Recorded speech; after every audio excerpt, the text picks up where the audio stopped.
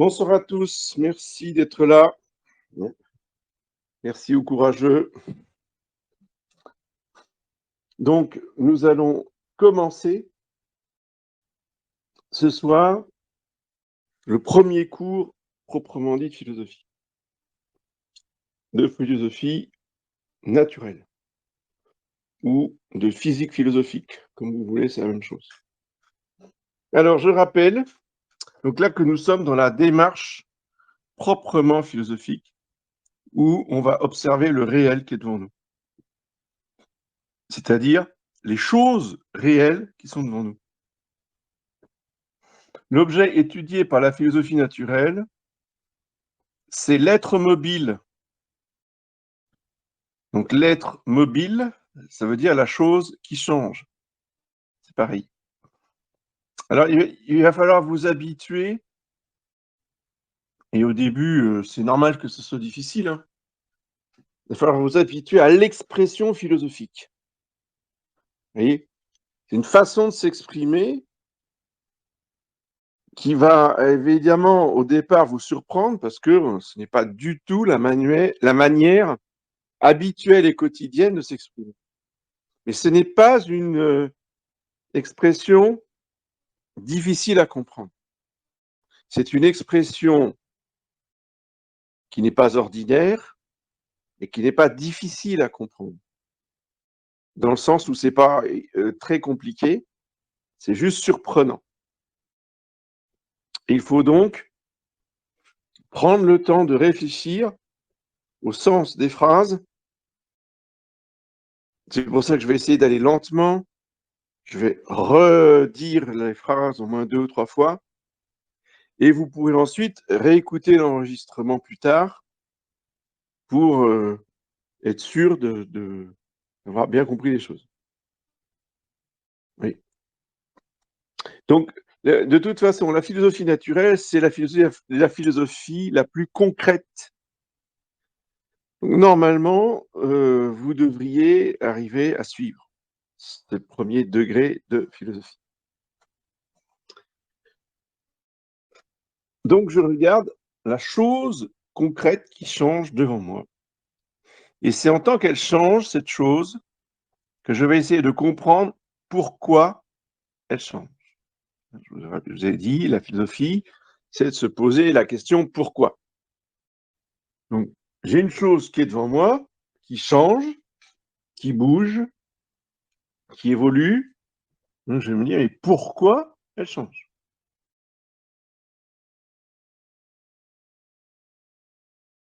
Alors, cette chose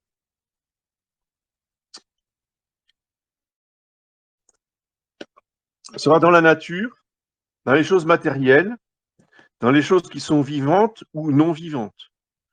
Ça peut être de la pierre, ça peut être du bois, ça peut être n'importe quel matériau, ou un végétal, ou un animal. Alors, nous partons de ce qui a été dit avant Aristote sur la question du changement. Donc, il y a 2 courants de pensée qui traversent les Grecs avant Aristote, qui ont essayé de répondre à la question pourquoi ça change.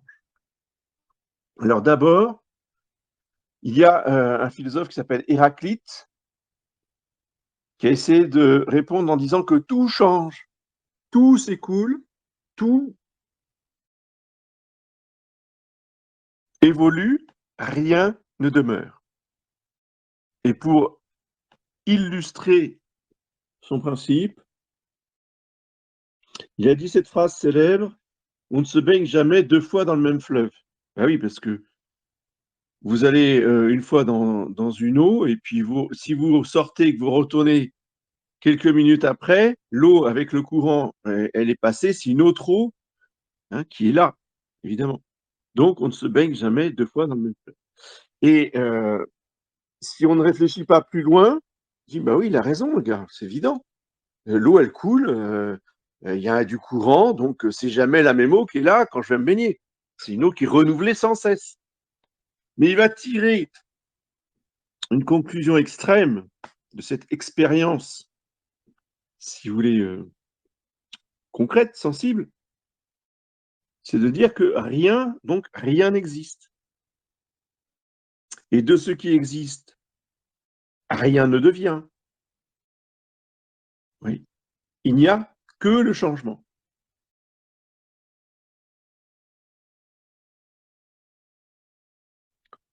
Donc lui, il nie toute permanence de quoi que ce soit. Il dit il n'y a que le changement. Tout, tout est fluide en fait. Tout passe.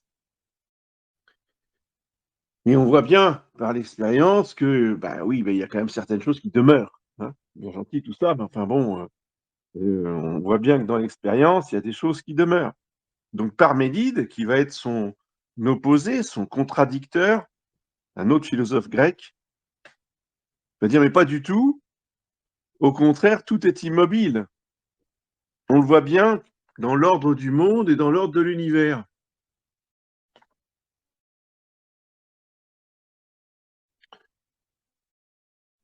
Donc tout demeure et tout est immobile.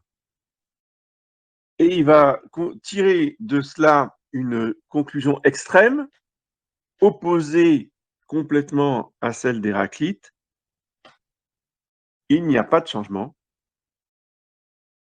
Et le changement n'est qu'une illusion absurde. Ce qui est évidemment totalement faux aussi. À partir de l'observation d'une partie de la réalité, ils en tirent des conclusions fausses, et l'un et l'autre. Alors, il n'appartient pas à la physique de réfuter Parménide, mais cela appartient à la métaphysique. Alors ça, c'est un grand principe aussi de philosophie qu'il faut retenir.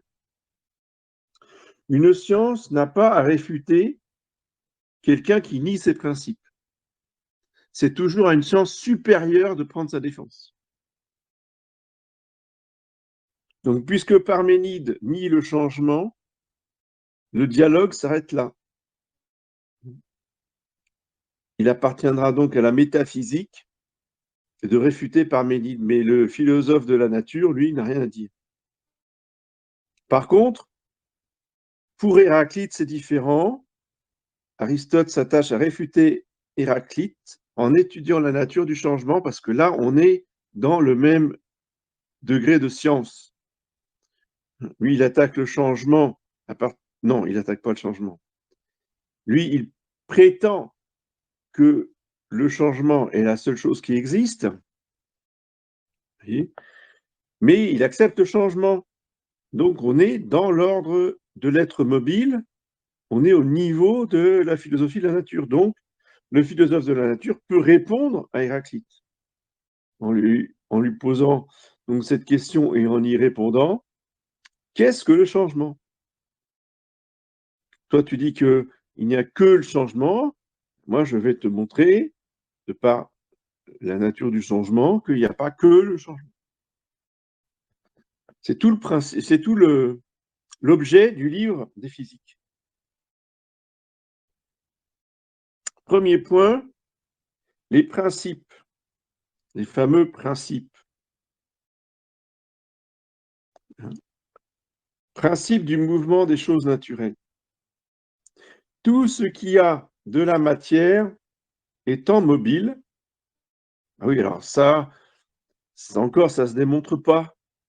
Oui, c'est une évidence.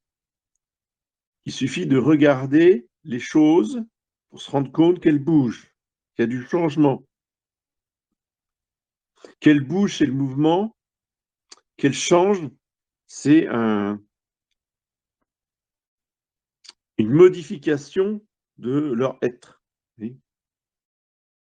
Donc il en résulte que l'être mobile est le sujet de la philosophie de la nature. En effet, la philosophie de la nature porte sur les choses naturelles. Or, les choses naturelles sont celles dont le principe est la nature.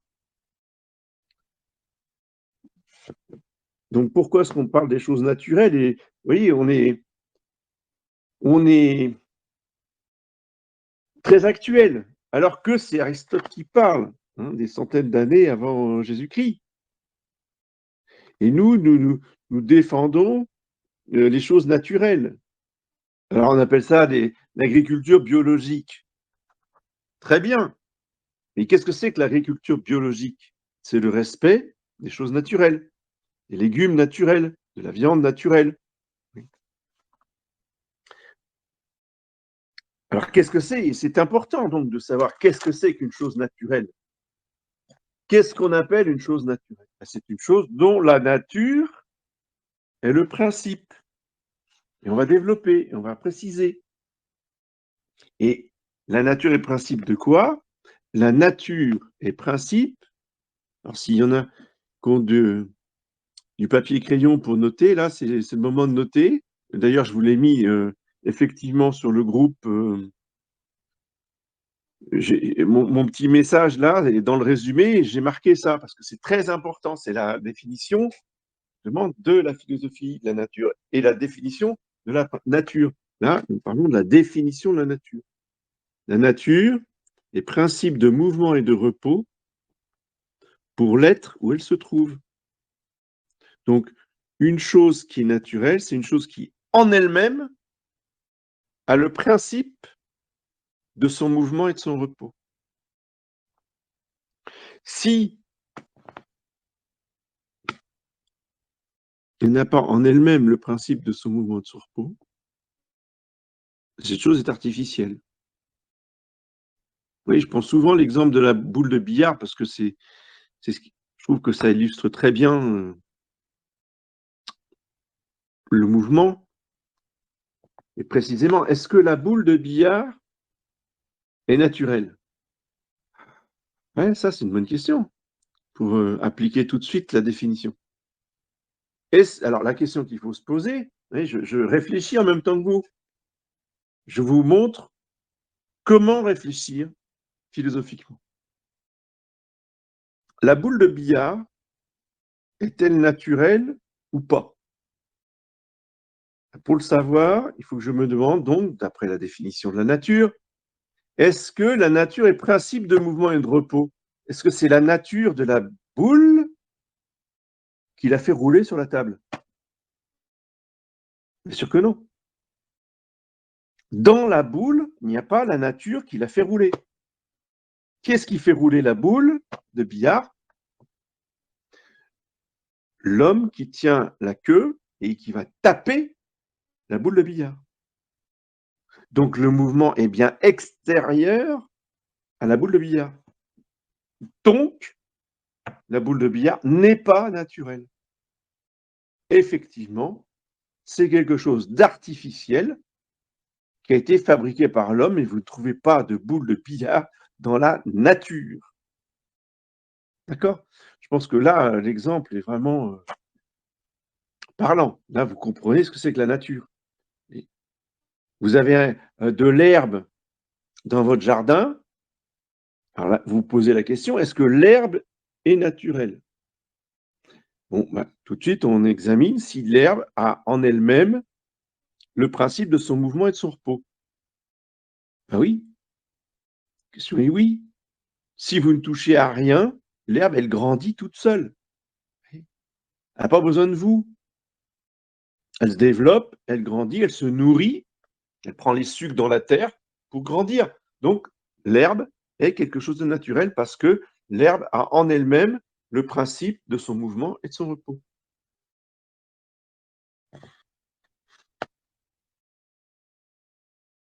Donc, la science qui traite de la nature possède les principes des choses naturelles. Alors, qu'est-ce qu'un principe? Le principe, alors là aussi, je vous ai mis dans le résumé, mais je vous l'explique là maintenant. Le principe comporte un certain ordre d'un processus quelconque. Mais sans qu'il y ait forcément une relation de cause à effet. C'est-à-dire que la suite ne dépend pas du principe. Vous allez comprendre quand je vais donner un exemple. Vous savez que la ligne d'un mouvement a un point de départ et un point d'arrivée. C'est-à-dire que ça commence à tel endroit et ça finit par s'arrêter à tel autre endroit. Bon, ça c'est vraiment l'expérience basique, que tout le monde peut faire. Donc le point de départ du mouvement, eh bien le principe du mouvement. Mais en aucun cas la cause. Si je reprends l'exemple de ma boule de billard, le point de départ, eh bien le principe du mouvement de la boule, c'est pas la cause. La cause, c'est ma queue qui tape dedans. Vous voyez? Le mouvement qui est envoyé par la queue dans la boule. Mais le principe, c'est l'endroit de la table où a commencé le mouvement. Voilà. Principe, cause, différence. Et là, vous voyez, dans la cause, quand on dit que la cause, que l'effet dépend de sa cause. Parce que si vous tapez très fort, le mouvement va être très rapide de la boule. Si vous donnez un tout petit coup dans la boule, ben la boule, elle va rouler un tout petit peu, elle va pas aller très loin, puis elle va s'arrêter. Donc, vous voyez bien que le mouvement de la boule dépend de la cause qui a tapé dans la boule. Plus c'est fort, plus ça va vite. Mais alors, quand je vous l'explique comme ça, vous êtes peut-être en train de vous dire, mais il nous prend pour des imbéciles, là. Il nous parle comme à des gosses de 3 ans. Ben oui, je vous prends pas pour des imbéciles, mais il faut parler comme à un gosse de 3 ans pour faire de la philosophie. C'est très simple, mais c'est le problème pour nous adultes, c'est que nous avons tellement d'années d'imprécision dans notre langage, où on dit les choses, on essaie de les décrire comme on peut, mais bon, c'est de l'à peu près, c'est un peu comme je les imagine, quoi. Moi, je vois les choses comme ça. Mais ça, c'est pas de la philosophie. Et la philosophie, c'est extrêmement précis. C'est simple, comme pour un enfant, mais c'est extrêmement précis et rigoureux. Qu'est-ce que c'est qu'un principe? C'est le point de départ du mouvement. Voilà. Par exemple, ou c'est le point d'arrivée, qui est un autre principe, et non pas la cause. Ainsi, par principe, Aristote semble entendre l'ordre d'un processus.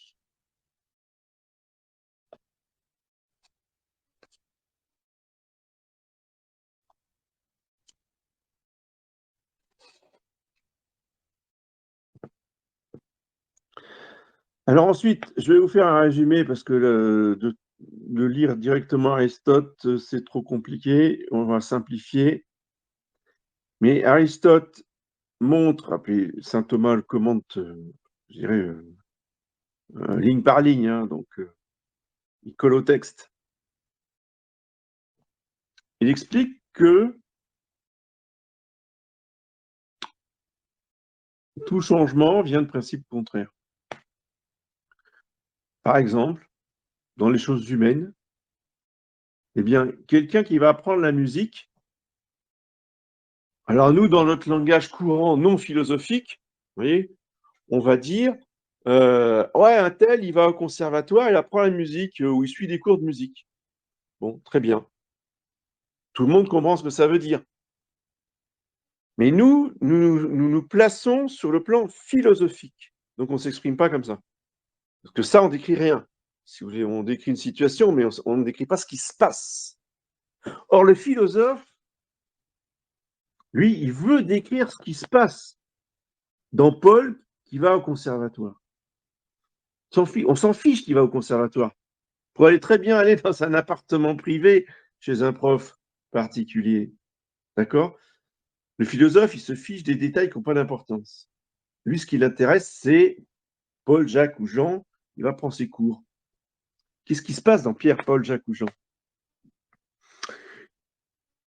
Quand il commence à aller pour la première fois, Paul ne connaît pas la musique. Donc, on va dire que Paul est non musicien. D'accord? Ou, si on veut préciser, Paul est un homme non musicien. Et une fois qu'il a appris ses cours, qu'il a passé ses concours et ses examens, qu'il les a réussis, mais on va dire, là, au point d'arrivée, si vous voulez, le point de départ, c'est Paul et non musicien. Le point d'arrivée, c'est que Paul est musicien. Et que non musicien et musicien sont des principes contraires. Et que le changement, c'est de passer de l'un à l'autre. D'accord? Donc on passe d'un contraire à son contraire, du non musicien au musicien. Mais vous pouvez prendre d'autres exemples, du non-électricien à l'électricien, par exemple. Une fois qu'on a suivi les cours et qu'on a passé l'examen, on devient électricien. Mais avant, on est non-électricien. Oui, voilà, comme ça. Un exemple au hasard, etc., etc. Et vous pouvez appliquer ça, si vous voulez, dans toutes les situations. On passe d'un contraire à un autre. Donc, par induction, par observation, en partant du réel, l'induction, c'est ça que ça veut dire, on part du réel et on monte dans l'abstraction. Il est donc manifeste que tout ce qui devient ou se corrompt, c'est-à-dire tout ce qui grandit, se développe, ou au contraire, tout ce qui diminue et qui meurt et qui disparaît, tout ce qui devient ou se corrompt, vient des contraires ou des intermédiaires, ou se corrompt en eux, c'est-à-dire se corrompt dans le contraire. Tout ce qui devient selon la nature est soit les contraires eux-mêmes, donc non musiciens ou musiciens, hein, tout ce qui devient selon la nature est soit les contraires eux-mêmes, soit qu'ils viennent des contraires comme des intermédiaires. Parce que, si vous voulez, le point de départ n'est pas forcément le non-musicien. Vous voyez la précision de la pensée d'Aristote. Il va jusqu'à envisager le détail. Bon, d'accord, peut-être que le point de départ, c'est pas non-musicien, c'est un peu musicien. Donc, c'est un intermédiaire entre le non-musicien et le musicien. Peu importe.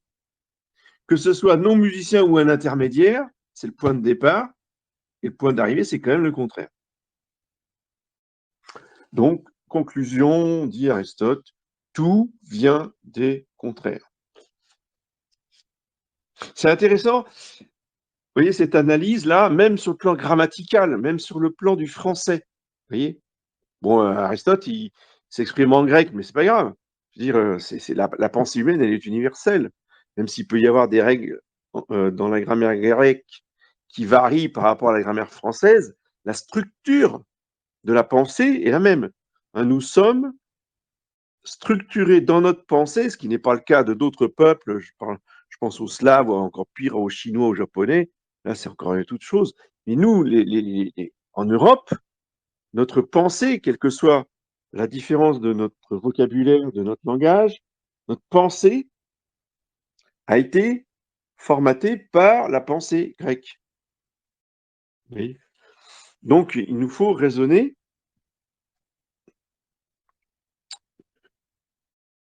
selon cette pensée grecque. C'est pas parce que c'est les Grecs, on s'en fiche complètement.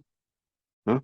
C'est parce que les Grecs, et en particulier Aristote surtout, est le philosophe qui a le mieux décrit le réel avec une précision de chirurgien. Vous voyez, je ne peux pas dire les choses autrement. C'est une image, hein, là je fais de la poésie. Hein. Là, je quitte le domaine philosophique. Là, je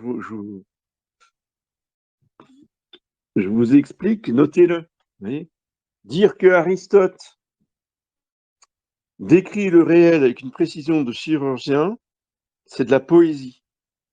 Normalement, on n'a pas à dire ça dans une dissertation de philo. C'est pas là. Vous dites surtout pas un truc pareil parce que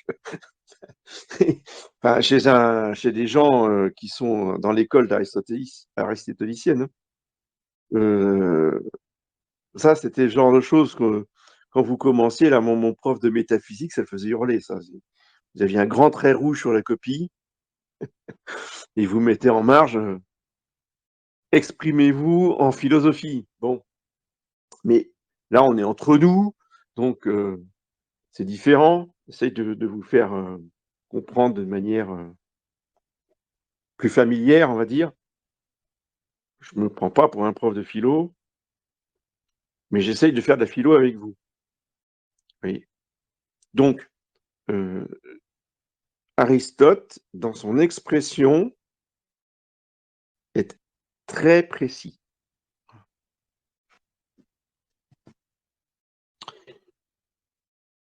et il explique, il apporte une lumière, si vous voulez, sur l'expression écrite ou orale, enfin sur la structure de la grammaire. Au-delà de la grammaire, il vous explique la réalité.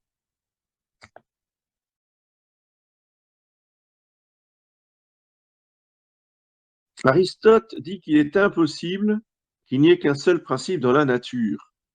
Parce que déjà, il a montré qu'il y en avait deux, qui sont des contraires, hein. Le non-musicien et le musicien, ça fait deux principes. Il n'y en a pas qu'un seul. Et les principes sont contraires. Les contraires ne sont pas un seulement, car rien n'est contraire de la lui-même. Il n'y a donc pas qu'un seul principe, mais au moins deux.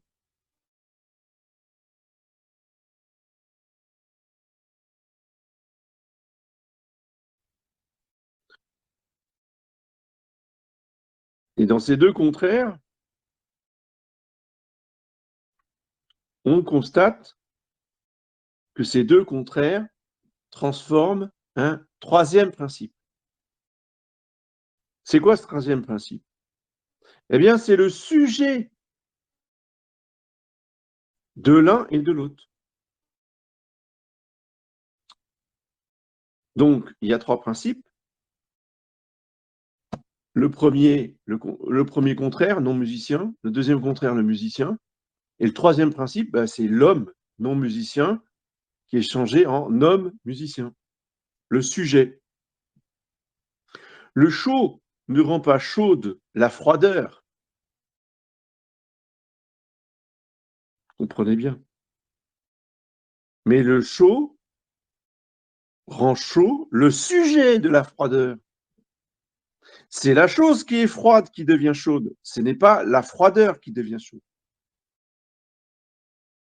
Il faut donc poser un troisième principe qui soit le sujet des contraires, de façon qu'à partir des contraires, les autres choses puissent devenir.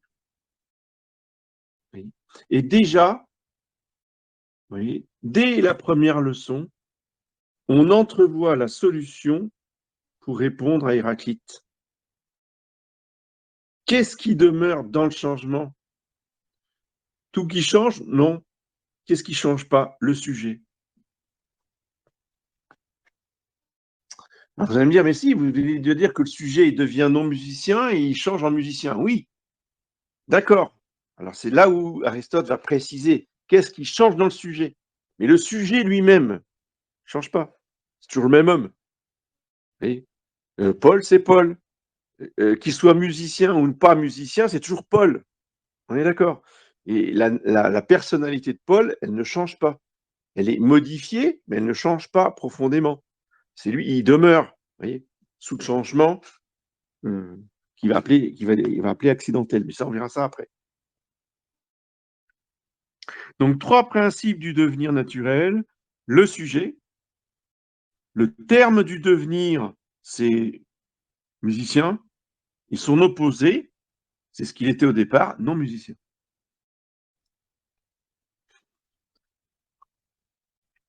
Donc ça, c'est par rapport à un changement, vous voyez, accidentel. C'est-à-dire, on rajoute à quelqu'un la qualité de musicien. Maintenant, Aristote va considérer la génération des animaux ou des végétaux.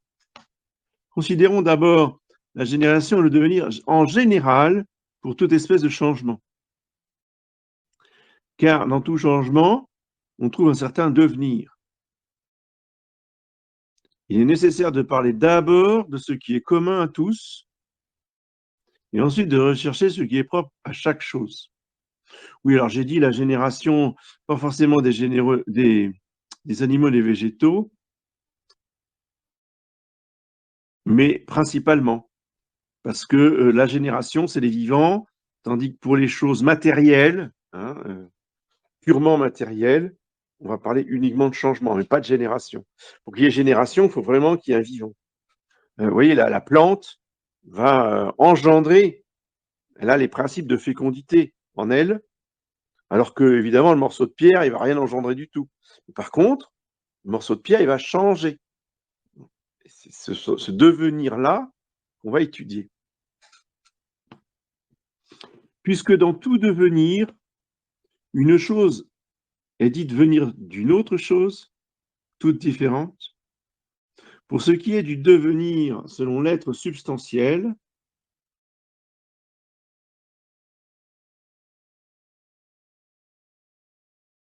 ou d'une chose autre, ce qui est du devenir selon l'être accidentel à cause du fait que tout changement a deux termes.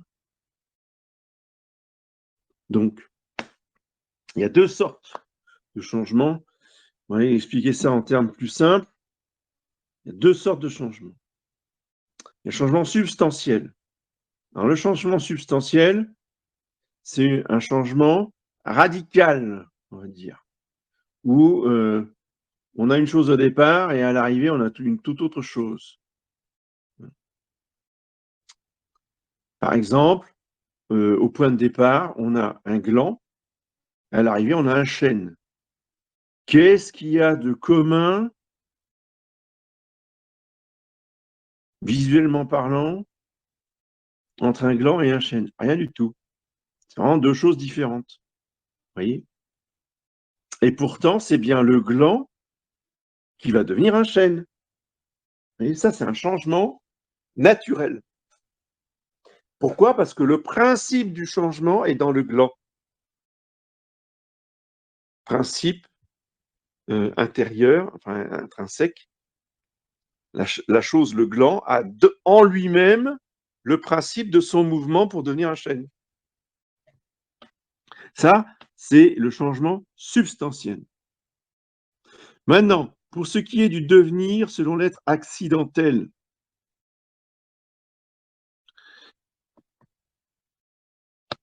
eh bien, le devenir accidentel, c'est le devenir d'une qualité. C'est un changement de qualité. Bon, vous étiez tout blanc, tout livide, tout pâlo. Après 15 jours en Espagne, vous bronzez au soleil, vous êtes devenu marron foncé.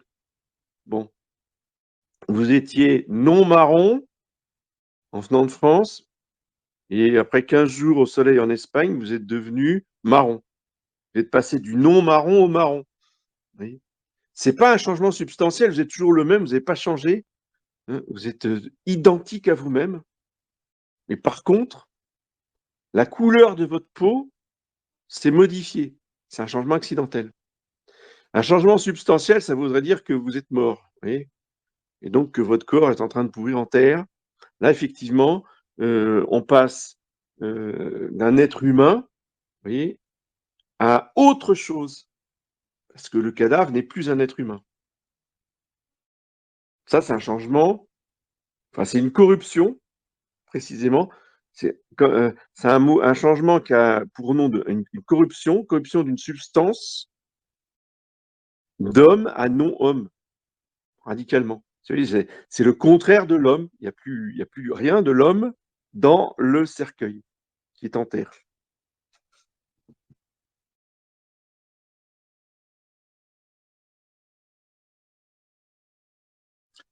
Donc, dans tout ce qui devient selon la nature, il faut toujours, et je souligne le mot toujours, il faut toujours que quelque chose soit le sujet de ce à quoi le devenir ou le changement est attribué. Ça, c'est la définition même du changement. Je répète, dans tout ce qui devient selon la nature, ou dans tout ce qui change selon la nature, il faut toujours que quelque chose soit le sujet le sujet qui demeure, le sujet qui change, le sujet de ce à quoi le devenir est attribué, c'est-à-dire de ce à quoi le changement est attribué. Le sujet, c'est le sujet qui change. C'est le sujet en mouvement. C'est le sujet qui passe d'un contraire à un autre contraire. Donc pour la génération qui est une espèce spéciale de devenir, il faut que quelque chose soit engendré ou que quelque chose soit complètement corrompu, dans le sens contraire. Soit ça va dans un sens, soit ça va dans l'autre. Mais voilà. Le sujet animal, pardon, le sujet auquel le devenir est attribué est deux selon la définition d'Aristote, qui le montre par le fait que dans un sujet auquel est attribué le devenir, il y a quelque chose qui subsiste et il y a quelque chose qui ne subsiste pas. Et c'est ça qu'elle n'avait pas vu Héraclite. Lui, il a juste constaté qu'il y avait des choses qui ne subsistaient pas, c'était l'eau. L'eau ne subsistait pas, l'eau changeait tout le temps.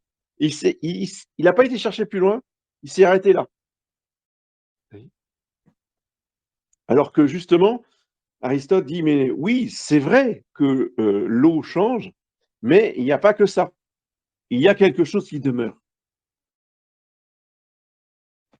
Il y a un sujet auquel est attribué le devenir, il y a quelque chose qui subsiste. Et en l'occurrence, si on reprend l'exemple d'Héraclite, posez-vous la question, alors qu'est-ce qui subsiste dans le fait que je ne me baigne jamais dans la même eau? Oui, mais je me baigne toujours dans le même fleuve. Donc qu'est-ce qui subsiste? Le fleuve. Oui. Si je considère juste l'eau qui passe, évidemment que l'eau n'est plus la même. Mais je ne me baigne pas dans l'eau qui passe, je me baigne dans un fleuve. Et le fleuve, c'est le sujet qui demeure. C'est pour ça qu'on lui donne un nom. Oui.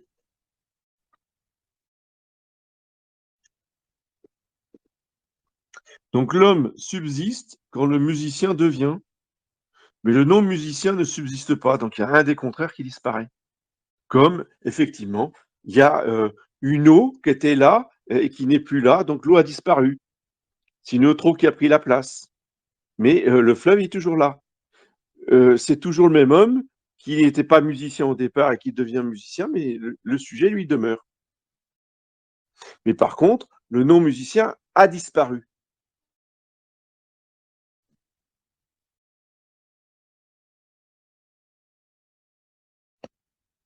Dans tout devenir naturel, il faut qu'il y ait un sujet qui demeure sous le changement.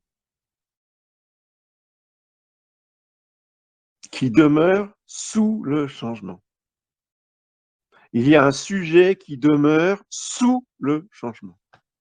C'est pour ça qu'on appelle ça un changement substantiel. Substare en latin, ça veut dire se tenir sous. La substance, c'est ce qui se tient sous le changement. Voilà, vous avez une belle notion, vous voyez, de ce que c'est que la substance. Qu'est-ce que c'est que quand on parle de mot substance, eh bien, on veut dire c'est ce qui se tient immobile sous le changement.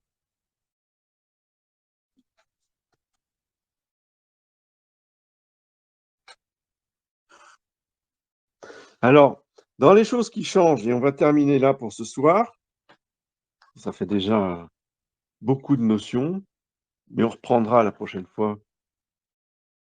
à partir de cette question du changement. Dans les choses qui deviennent, eh bien, il y a des choses, je vous ai dit, il y a des changements accidentels tout à l'heure et des changements substantiels. Le changement accidentel, c'est une qualité qu'on n'avait pas, non musicien, et qu'on acquiert, musicien. Donc, saint Thomas va dire que c'est un changement sous un certain rapport, sous le rapport du musicien.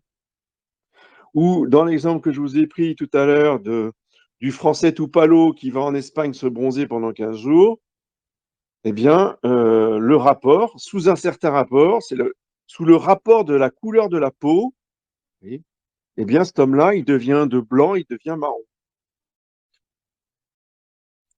Donc, pour les choses qui changent sous un certain rapport, il est manifeste qu'elles ont besoin d'un sujet, car tous les accidents, toutes les caractéristiques, si vous voulez, tous les rapports, comme la quantité, la qualité. Oui, parce qu'on a parlé de la couleur de peau, on a parlé du musicien, on aurait pu parler du poids. Hein, quelqu'un qui fait 30 kilos, ben, il fait un régime, il jeûne, et puis j'ai dit 30 kilos, bon, 100 kilos, et il jeûne, etc. Et puis au bout d'un certain nombre de semaines, il se retrouve à 70 kilos. Bon, je dis n'importe quoi. Et là, vous voyez, l'homme, c'est toujours le même. Hein. Quand il fait 100 kilos, c'est le même que quand il fait 70. Sauf que la qualité, le rapport par lequel on regarde, c'est-à-dire le poids, lui a changé, etc., etc. Vous pouvez prendre comme ça toutes les caractéristiques. Mais tous ces rapports ne peuvent être que dans un sujet. Il n'appartient qu'à la substance de ne pas être dans un sujet, mais d'être le sujet lui-même du changement accidentel.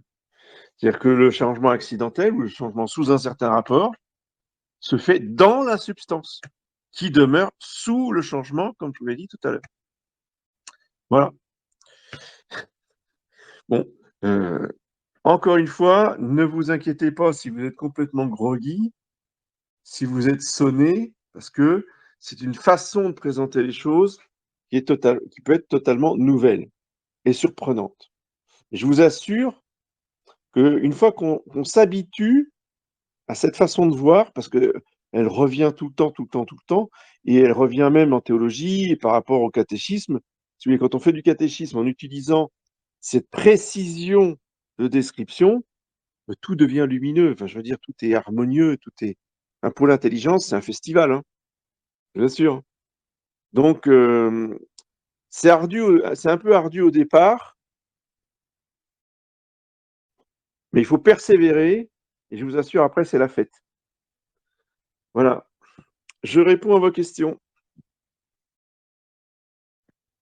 N'attendez pas trop longtemps, s'il vous plaît, parce que Oui, sinon. bonsoir, monsieur Abbé. Oui, voilà. Je vous écoute. Alors, bon, je vais pas m'exprimer avec des bons mots, mais tant pis, c'est pas grave, il y a tout à apprendre. Mais par exemple, au sujet de l'homme, quand l'homme, qui est le sujet, donc, vient à décéder et que son corps part en putréfaction, il y a changement de sujet. Parce qu'il part pas, enfin, je veux dire, quand il se décompose, il repart dans la terre, il peut repartir dans les végétaux. Je parle du corps, hein, je parle pas de l'âme. Il peut repartir dans les végétaux, dans je sais pas quoi. Donc là, il y a changement de sujet. Oui, exactement, j'ai tout compris. Vous voyez que c'est pas difficile, hein, parce Ouais, que enfin, ouais, votre cerveau, il fonctionne comme tout le monde, il fonctionne normalement selon la réalité. Et oui, d'accord, il vous manque un peu le vocabulaire philosophique, si vous voulez, mais ce que vous avez dit est parfaitement exact. C'est qu'on passe d'un sujet, d'un homme qui existe, à un homme qui n'existe plus sur Terre, sous son rapport de corps humain. Il n'existe plus, puisque, comme vous l'avez dit, il est dissous dans la Terre. Donc oui, c'est un changement, ce que saint Thomas appelle un changement substantiel.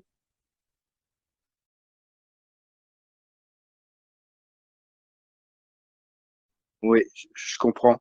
Mais bah, ça va très loin, en fait, parce que après, il peut repartir dans le vivant et avoir être enfin, c'est une prise de tête, mais devenir un multiple sujet, quoi, différents sujets, quoi. Il Non, peut. non, non, non, Non. non, non, parce que là, c'est uniquement, si vous voulez, une fois que son corps se dissout dans la Terre, eh bien, c'est terminé. Il redeviendra plus un sujet.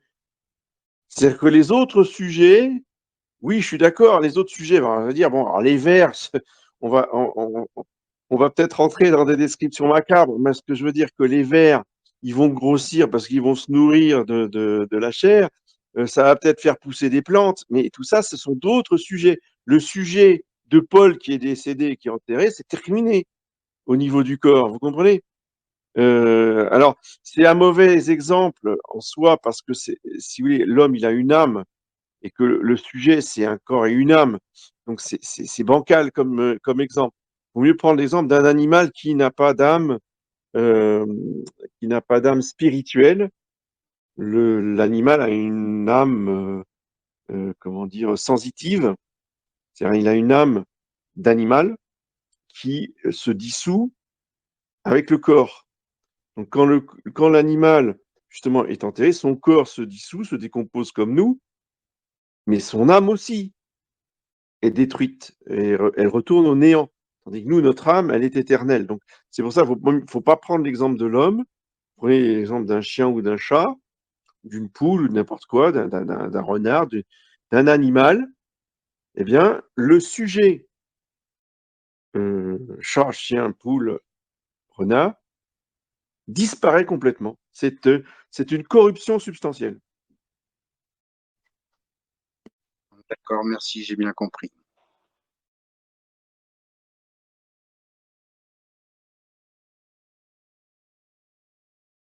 Bien, s'il n'y a pas d'autres questions, vous voyez que quand on prend le temps de réfléchir, quand on va lentement et qu'on essaye de comprendre les mots qui sont utilisés et qu'on se cale sur ces mots et ce qu'ils décrivent dans la réalité, eh bien, tout devient lumineux et tout devient simple. Et quand on va avancer, vous verrez que ça sera toujours comme ça. C'est pourquoi, si vous voulez, l'Église a choisi Aristote et saint Thomas comme étant les docteurs universels. Universel, c'est pour tout le monde, c'est pas facultatif, c'est pas ah moi j'aime bien, moi j'aime pas. C'est obligatoire pour tout le monde. Il faut penser à l'école de saint Thomas et d'Aristote. Parce que c'est la, la pensée humaine la plus exacte, la plus véridique.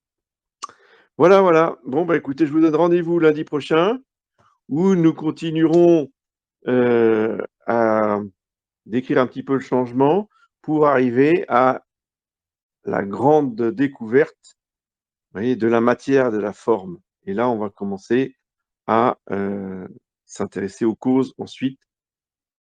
Et on va rentrer dans le dur de la philosophie d'Aristote. Allez, je vous souhaite une bonne soirée et à bientôt.